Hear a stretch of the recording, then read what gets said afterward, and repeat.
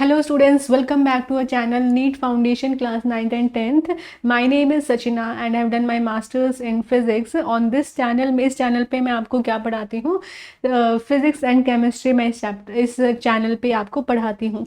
हमारे चैनल का नाम क्या है, NEET foundation 9th and 10th। सो जितने भी न्यू स्टूडेंट्स आए हैं जो कि हमें पहली बार देख रहे हैं, आप एक काम कर सकते हैं, वो क्या कर सकते हैं, वीडियो के नीचे देखेंगे तो इस तरीके से सब्सक्राइब का ऑप्शन आपको दिखाई दे रहा होगा। आप हमारे चैनल को सब्सक्राइब कर सकते हैं। साइड में देखेंगे तो आपको बेल आइकन दिखाई दे रहा होगा, उस बेल आइकन पे आप क्लिक कर सकते हैं। बेल आइकन पे क्लिक करके आप ऑल पे सिलेक्ट कर सकते हैं। इससे होगा कि हमारे जितने भी वीडियोस है वो सारी की सारी ऑन टाइम आपको मिलती रहेंगी एंड कोई भी वीडियो आपकी छूटेगी नहीं, ठीक है। एंड जो भी हम क्लास में कर रहे हैं उसके अगर आपको हैंड रिटन नोट्स अगर आपको चाहिए, डीपीपीस चाहिए, आपको एमसीक्यू क्वेश्चंस चाहिए, तो उसके लिए आप क्या कर सकते हैं, देखो उसके लिए आप हमारे टेलीग्राम ग्रुप को ज्वाइन कर सकते हैं, NEET foundation class 9th and 10th, ठीक है। इस ग्रुप को मेक श्योर कीजिए कि आप इसे ज़रूर से ज्वाइन करें। ना लोगो देख लेंगे, नीट फाउंडेशन इस तरीके से लोगो दिखाई देगा, उसको आप ज्वाइन कर सकते हैं, या फिर डिस्क्रिप्शन बॉक्स में नीचे आपको हमारा लिंक मिल जाएगा टेलीग्राम ग्रुप का, आप उसे भी ज्वाइन कर सकते हैं। सो मेक श्योर कि आप हमारे ग्रुप को ज़रूर से ज्वाइन कर रहे हैं, ठीक है। अब देखो आज हम अपनी क्लास कंटिन्यू करते हैं। आज हम क्या करने वाले हैं इसके बारे में देखेंगे। तो देखेंगे, हाँ, हम देखो क्लास 9th का चैप्टर नंबर 3 कंटिन्यू कर रहे हैं, एटम्स एंड मॉलिक्यूल्स। ये आज का हमारा 9th लेक्चर है। तो इससे पहले काफ़ी सारे लेक्चर्स आ चुके हैं। अगर आपने वो सारे लेक्चर्स नहीं देखे तो मेक श्योर ज़रूर कीजिए कि वो सारे लेक्चर्स आप देख लो, ताकि ये चैप्टर जो है वो आपको आसानी से अच्छे से समझ में आ सकें। अब देखो आज हम क्या करने वाले हैं उसके बारे में देखेंगे। आज का हमारा बहुत इंपॉर्टेंट टॉपिक है और आज देखो हम क्या करने वाले हैं, मोल कंसेप्ट। इस चैप्टर में सबसे ज़्यादा इम्पॉर्टेंट जो चीज़ है वो कौन सी है, मोल कंसेप्ट है।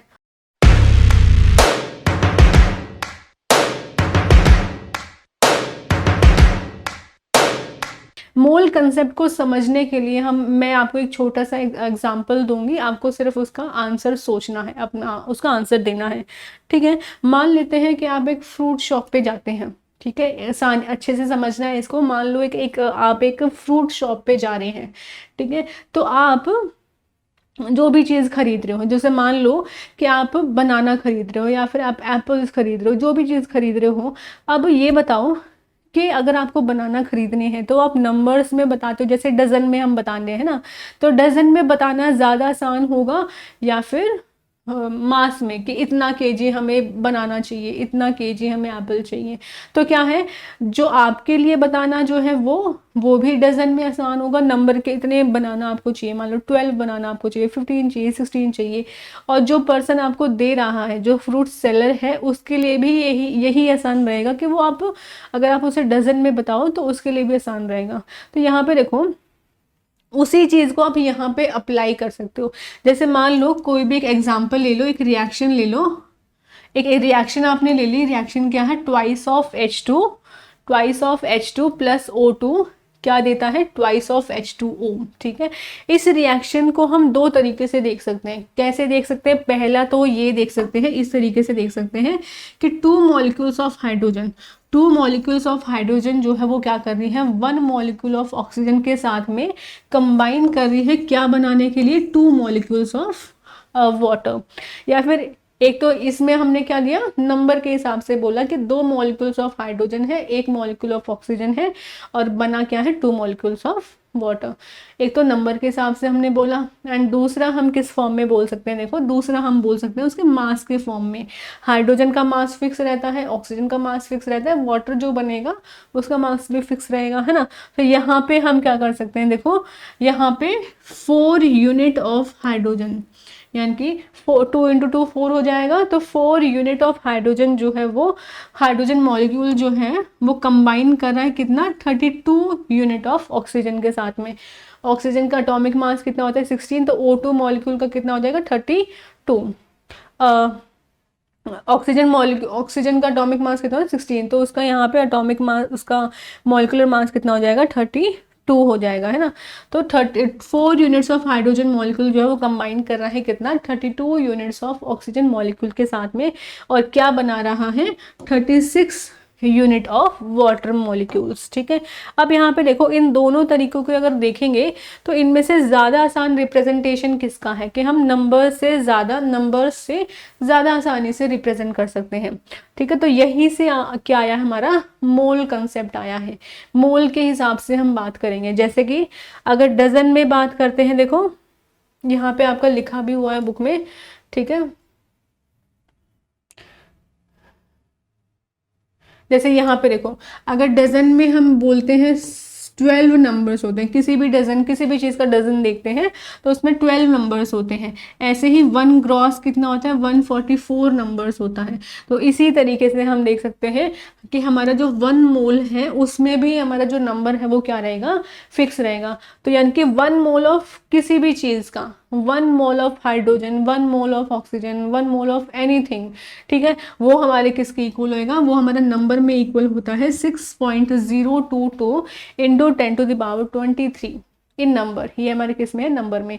जैसे 1 मोल ऑफ हाइड्रोजन हम बोल रहे हैं तो उसमें हमारे कितने हाइड्रोजन एटम्स होंगे, 6.022 इंटू 10⁻23। ये जो नंबर है, इस नंबर को एक स्पेशल नाम दिया गया है। क्या नाम दिया गया है, एवोगाड्रो नंबर, एवोगाड्रोस नंबर। ठीक है, अब यहाँ पे देखो 1 मोल जो है वो हमारा नंबर में तो फिक्स रहेगा ही, लेकिन साथ साथ में वो क्या है, मास में भी फिक्स रहेगा। ठीक है, 1 मोल जो है वो हमारा नंबर में फिक्स है ही, लेकिन साथ साथ में क्या है, वो हमारा मास में भी फिक्स रहेगा। जैसे 1 मोल ऑफ हाइड्रोजन, उसमें कितने नंबर्स होंगे, कितने एटम्स होने हैं, 6.022 इंटू 10⁻23। अगर उसका मास देखेंगे, 1 मोल ऑफ हाइड्रोजन कितना होगा हमारा, उसका मास कितना होगा, जितना उसका रिलेटिव मास है, जितना उसका एटॉमिक मास है उतना ही। ठीक है, जैसे मान लो हाइड्रोजन का एटॉमिक मास कितना होता है, 1, तो 1 मोल ऑफ हाइड्रोजन का मास कितना होगा, 1, लेकिन वो किस में होगा, ग्राम में, तो 1 ग्राम के इक्वल। ऐसे ही ऑक्सीजन देख सकते हो, 1 मोल ऑफ ऑक्सीजन, उसका नंबर तो फिक्स रहेगा 6.022 इंटू 10⁻23, लेकिन उसका रिलेटिव मास कितना रहेगा, ग्राम में रहेगा, कितना, 16 ग्राम। तो यहाँ पे रिलेटिव मास जो उसका एटॉमिक नंबर है उसी का ग्राम में कन्वर्ट कर दो। ठीक है, ये हो गया उसका एटॉमिक मास। देखो यहाँ पे टेबल भी आपका बना हुआ है। देखो 1 मोल ऑफ एनीथिंग, किसी भी चीज़ का 1 मोल ऑफ एनीथिंग करो। जैसे 1 मोल ऑफ कार्बन एटम, अगर उसको नंबर में देखोगे तो क्या आएगा, 6.022 एवोगाड्रो के नंबर के इक्वल। अगर उसे ग्राम में देखना है तो वो कितना आ जाएगा, 12 ग्राम ऑफ कार्बन एटम्स।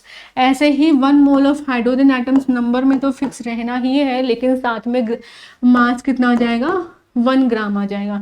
ऐसे ही 1 मोल ऑफ एनी पार्टिकल, अब 1 मोल किसी भी पार्टिकल का हो सकता है, एटम का हो सकता है, मॉलिक्यूल का हो सकता है, आयंस का हो सकता है, किसी भी चीज़ का, तो नंबर में तो हमेशा फिक्स रहेगा। और अगर मास में देखेंगे तो उसी पार्टिकल का रिलेटिव मास देख लेंगे, लेकिन किस में, ग्राम में। ये चीज़ आपको ध्यान में रखनी है। ऐसे ही 1 मोल ऑफ मॉलिक्यूल्स अगर देखेंगे तो नंबर में तो सेम रहेंगे वो मॉलिक्यूल्स, लेकिन उसी का फिर उसमें यहाँ पे हम क्या देख लेंगे, उसी का मॉलिक्यूलर मास देख लेंगे। यहाँ तक आपको समझ में आया। देखो अब यानी कि यहाँ पे देखो जो हमारा कंक्लूजन है, कंक्लूजन क्या याद रखना है कि मोल, नंबर ऑफ मोल्स निकालने के लिए, मोल्स कैलकुलेट करने के लिए हम 2 तरीके से उसे कैलकुलेट कर सकते हैं। कौन कौन से 2 तरीके हो जाएंगे, या तो नंबर में, एंड दूसरा किस में होगा, या फिर वो किस में हो जाएगा, मास में। ठीक है, रिलेटिव मास में। तो नंबर के हिसाब से भी हम नंबर ऑफ मोल्स निकाल सकते हैं, एंड मास के हिसाब से भी। इतना अच्छे से समझ में आया आपको। देखो तो अब हम क्या करेंगे, कुछ फॉर्मूले हैं जो कि आपको याद रखने हैं नंबर ऑफ मोल्स के।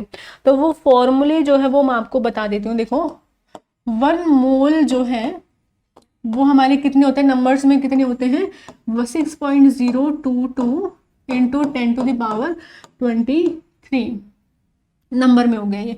और 1 मोल जो है वो हमारा अगर मास में देखेंगे तो उसी का क्या होता है, रिलेटिव मास किस में होगा, इन ग्राम में, इन ग्राम। तो यहाँ से हम क्या निकाल सकते हैं, नंबर ऑफ मोल्स निकालने के फॉर्मूले लिखेंगे।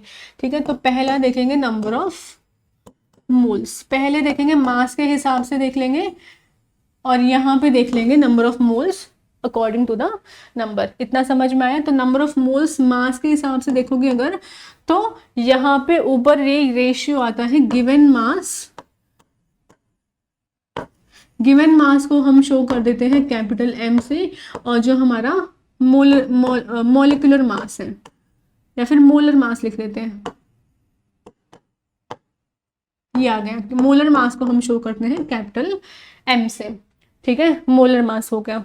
अब यहां से देखो नंबर ऑफ मोल्स निकाल दिया, नंबर ऑफ मोल्स को हम शो करते हैं स्मॉल n से, ये हमारा इक्वल हो जाएगा गिवन मास यानी कि small m divided by molar mass मतलब कि कैपिटल M।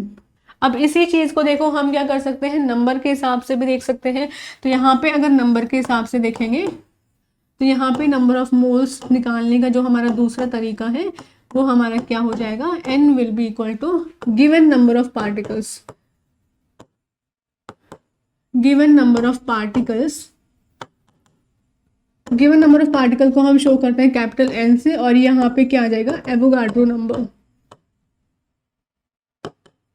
एवोगाड्रो नंबर को हम शो करते हैं Na से, ठीक है, ए यहाँ पे एवोगाड्रो शो कर रहा है, ठीक है, ये हो गया। अगर इसको सिंबल फॉर्म में यूज करेंगे तो n will be equal to कितना, capital N divided by Na।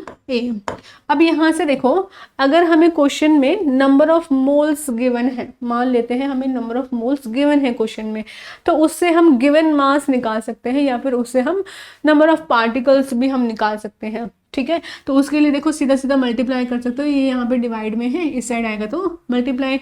तो यहाँ से देखो गिवन मास जो है, गिवन मास कैपिटल M निकालने का तरीका क्या हो सकता है, नंबर ऑफ मोल्स को अगर हम मल्टीप्लाई कर दें मोलर मास से, मोलर मास से, एक तो ये तरीका हो गया। अब एक और देखो नंबर ऑफ मोल्स जो है वो तुम नंबर के हिसाब से भी निकाल सकते हो। तो नंबर ऑफ मोल्स यहाँ पे गिवन मास निकालने का तरीका क्या है, गिवन नंबर ऑफ पार्टिकल्स अगर क्वेश्चन में तो n, और एवोगाड्रो नंबर इनटू में मोलर मास मतलब कि कैपिटल M। एक फॉर्मूला ये भी देख सकते हो, ठीक है। और दूसरा यहाँ पे भी यहाँ पे तुम गिवन पार्टिकल्स निकाल सकते हो। यहाँ से अगर गिवन पार्टिकल्स निकालोगे, गिवन नंबर ऑफ पार्टिकल्स निकालने का तरीका क्या हो जाएगा, देखो यहाँ पे इसको मल्टीप्लाई कर देंगे तो नंबर ऑफ मोल्स को अगर मल्टीप्लाई कर दें हम एवोगाड्रो नंबर से। इतना समझ में आया। अब देखो given number of particles n निकालना है तो इक्वल हो सकता है नंबर ऑफ मोल्स। अब इसको यहाँ पे देख लो, नंबर ऑफ मोल्स को तुम यहाँ पे मास के हिसाब से भी निकाल सकते हो। तो यहाँ पे गिवन मास है तो small m divided by molar mass into में एवोगाड्रो नंबर। तो ये देखो आपको बेसिक सेम है, बस आपको नंबर को इधर उधर करना है तो उसे डिफरेंट फॉर्मूले बनेंगे। तो ये है सिंपल लॉजिक लगा करके आप डिफरेंट फॉर्मूले इनके खुद से बना भी सकते हो, ठीक है।